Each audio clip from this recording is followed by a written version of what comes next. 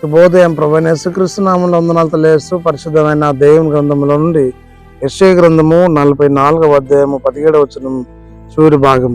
నీవే నా దేవుడవు, నన్ను రక్షింపమని ప్రార్థన చేసుకుందాం. పరిశుద్ధుడా, ప్రేమ కలిగిన తండ్రి, వందనాలు స్తోత్రం చెల్లిస్తూ వాక్యం దానిస్తుండగా మీ సింధు మాతో ఉంచి నడిపించడానికి మహిమ చెల్లిస్తూ యేసు నామములో ప్రార్థించడుగుచున్నాం తండ్రి, ఆమేన్.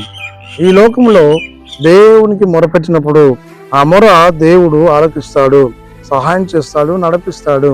విశ్వాసిగా ఆయన నమ్మినటువంటి వ్యక్తిగా, ప్రభువునందు నమ్మకం కలిగిన వ్యక్తులందరూ కూడా ప్రార్థన చేస్తే, ఎవరైనా సరే ప్రార్థిస్తే ప్రార్థన విని ఆయన జవాబిచ్చి నడిపించే దేవుడే ఉన్నాడు.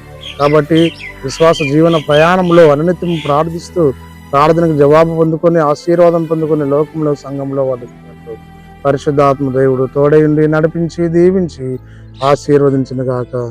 ఆమేన్. మహోన్నతుల స్తుతి స్తోత్రం చెల్లించుకుంటూ వాక్యం ధ్యానించదంతించిన వందనాలు చెల్లిస్తూ యేసు నామంలో ప్రార్థిస్తున్నాం తండ్రి, ఆమేన్. తండ్రి, కుమార పరిశుద్ధాత్మ త్రియేక దేవుడు సదాకాలం తోడయుండి దీవించిన గాక. ఆమేన్.